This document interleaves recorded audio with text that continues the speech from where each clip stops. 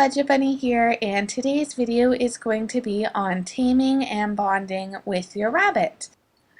Now, rabbits each have their own distinct personalities, so what has worked for me may not necessarily work for you.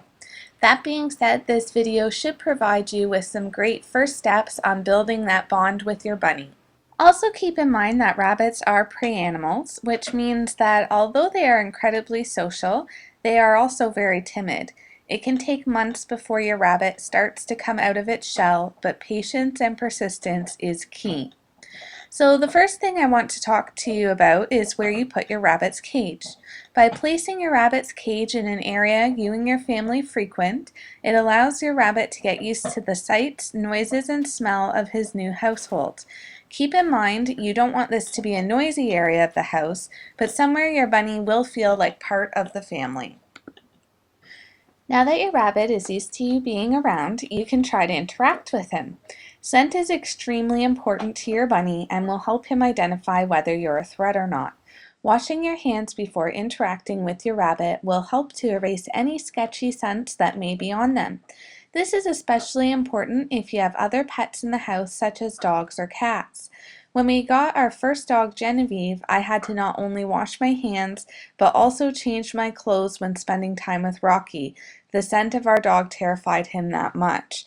Any odd scent can also deter them, so for us girls, make sure you wash your hands thoroughly if you freshly painted your nails. I really think that one of the easiest ways to build a bond with your rabbit is hand feeding, which is basically getting your rabbit to take food from your hand. Rabbits are constantly eating, and the way to their hearts is through their stomachs. Most importantly, this is teaching them that your hand equals a good thing. For hand feeding, I would suggest choosing some vegetables or herbs over shop-bought treats, just because it's a lot healthier for them, and you may be doing a lot of practicing of this one in the beginning. You could also even try and feed them pieces of their pellets, things that they should get in their normal diet anyways. The other reason that I like a piece of vegetables or herbs to start off with as opposed to a pet shop treat is that your rabbit may be very timid and scared of your hand. So instead of trying to offer them something that is, the size of maybe your thumbnail, you can start with something longer, like a long piece of lettuce or the whole stalk of a piece of dill, something like that, that you can easily feed through the cage bar. That way you're feeding them, but there's about 6 inches between your hand and your rabbit. Gradually over time you can start to shorten this until you're giving them maybe a little piece of carrot or that odd shop-bought treat here and there, and they'll take it straight from you. Exercise can greatly affect the bond that you have with your rabbit. Imagine being shoved into a cage day in and day out and not being able to move around much, not being able to burn off that excess energy or have a change of scenery. These things can lead to a lot of pent-up energy and aggression in your rabbit. So if your rabbit isn't getting the right amount of exercise every day, he may become a big grump and take that out on you. So I recommend at least 3 hours of exercise, 2 absolute minimum. That's basically free range floor time on a daily basis for your bunny. This also provides plenty of time for you to work on strengthening your bond with your bunny. But before we talk about floor time, let's talk about how you're going to get your rabbit out of his cage. His cage is his safe place for him, and he's probably going to be pretty nervous the first few times to come out of it. So what I would suggest is having your cage on ground level so that you can just open the door and let your rabbit come and go as he pleases. Rabbits, especially being prey animals, absolutely hate being picked up. It reminds them of being carried off by a predator. And you definitely don't want that to be the impression that your rabbit has of you. So if you just leave the door open, sometimes it may take a bit, sometimes he may not even come out on the first day because he's too nervous, but eventually he'll come out and explore his new surroundings. I would strongly suggest that you don't try to force him to come out of his cage by cornering him in his cage or trying to grab him and pick him up, because all that's going to do is break any trust that you've built with him. He's going to be really frightened of you, and it's going to make him not want to come out that much more. And if your rabbit seems really timid, you could always try to lure him by putting a few bits of vegetables here and there on the floor. Hopefully what would happen is he'd smell the vegetables and come out to explore and nibble on them. So your rabbit has come out on his own and you're super excited. So what do you do now? Nothing. Sit on the floor quietly and wait. To pass the time, you could read a book, do your homework, or watch YouTube videos. You want your rabbit to get used to you being a part of his everyday routine, and you also want your rabbit to understand that you're not a threat. You can let your rabbit come to you. Don't try to approach your rabbit, as most likely that'll just frighten him. Instead, wait until he comes towards you. This is a good time to have some of those veggies handy. When he gets closer, try feeding him one. If he doesn't go for it because he sees that you're holding it, place it on the ground and let him nibble it. He'll still associate your hand with the food. If he doesn't hop away when he finishes that piece, try to offer him a piece again. If he does hop away, go back to what you were doing and bring out the veggies again when he comes closer. If you don't have food with you and he approaches you, let him sniff your hand, and if he doesn't back away, or even better, he lowers his head and his ears go back, he's giving you the opportunity to pet him. Some bunnies are braver than others, so your rabbit may come up to you right away to check you out, while others may be much shyer and take weeks before they approach you. You need to go at your bunny's pace. Talking to your rabbit calmly and softly will also get them used to your voice, and hopefully you'll be able to call them over. If they do come to you, make sure to give them some veg as a healthy treat to reward their good behavior. Some things that you never ever want to do is scream, make any kind of loud noises, have music blaring or the TV blaring. You never want to chase your rabbit, and I also wouldn't suggest approaching them while you're standing, because even the tamest of rabbit will automatically go into kind of a defense mode when you do this. It makes them feel like they're being hunted. So instead, what I would do is just slowly crawl towards them on the floor, and then you can pet them from there if they let you. I'd also try to keep your floor time in the same area, just because rabbits do get scared easily, and this way it'll start to feel like a safe area, kind of a home away from home. It's unrealistic to think that your rabbit is going to spend its entire life on the ground. Obviously, you're going to need to pick it up if you need to trim nails or groom it or treat it for anything.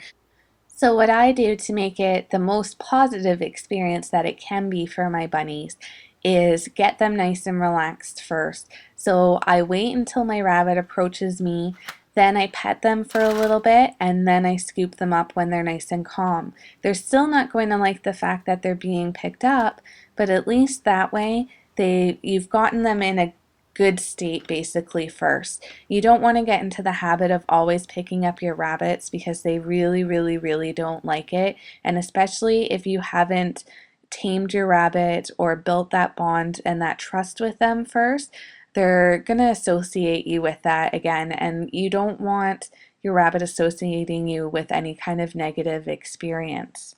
The unfortunate thing about this is it means everything is going to be done according to your rabbit's agenda. You may have decided floor time is finished at 10, but your rabbit doesn't approach you until 10:30. I wouldn't let this deter you though, because chasing or trying to catch your rabbit at the end of floor time can quickly ruin that bond that you've worked so hard to establish, because suddenly you're not that loving, sweet person who gives treats and snuggles. You've become a predator that's trying to catch your bunny. So I'm going to use Honey as an example of that more shy or timid bun. In her cage, she loves to give me kisses. She's very outgoing. She can't wait for me to come around. But outside of the cage, she's a lot more quiet. She tends to stick to Rocky than try to come out to me. So again, all I do is I move really slowly around her. I kind of crawl towards her as opposed to walking right towards her, as that scares her. and I try to encourage her with food. So sometimes, again, she's not always going to eat directly out of my hands, so you just go slow. What I'll do is I'll just put a treat right in front of her like I am doing right now, and wait for her to notice the treat. So now that she's eating the treat, now I can try and offer it again from my hand. And your rabbit might take it, he might not. It just depends on your bunny. But again, just keep going slow, and eventually they will take it from your hand just like this. Good girl, honey. Oh, you're such a good girl. And then from there, you can maybe try petting a little bit and things like that. Honey takes the longest to get back into her cage because, again, she is a much shyer bunny. So I find that she's not approaching me quite as much. But if you just honestly take it slow, they're going to build that trust and relationship with you a lot quicker than if you try to force it on them. Another important factor when taming and bonding with your rabbit is spaying and neutering your pet. I'm not really going to get into the details of why you should spay and neuter your rabbit because I do have a video on that, but I do invite you to watch that video because I think that it's really important to have your rabbit spayed or neutered. Basically, a lot of behavioral problems come from the hormones that unfixed bunnies develop when they reach sexual maturity, which can make living with a rabbit really unenjoyable and ruin the bond that you've worked so hard to develop with them. So once again, I just like to reiterate that every bunny has its own distinct personality, and some bunnies are more shy and frightened than other bunnies, and they're going to take a lot more work and time spent with them before they come out of their shell. And it doesn't mean that it's not worth the effort. I know it can be frustrating, but I really think that patience and persistence is key because once you've developed that relationship, you're going to have that bond with them for their 8 to 10 years of life. Okay guys, so I think that's all the tips that I have to offer you. So just to recap quickly, putting your rabbit's cage in an area where they're going to feel part of the family, spending loads of time with your rabbit, getting them to eat out of your hand, slowly, petting them, getting them used to you, spending lots of floor time with them, no loud noises, no chasing, no shouting, no cornering. Just all those things really help to tame your rabbit, get them to trust you, and then you can start building that relationship with them. So I hope that you guys found this video useful and that some of these ideas and tips can help you build that bond that you've always wanted with your bunny. Thanks for watching. Bye!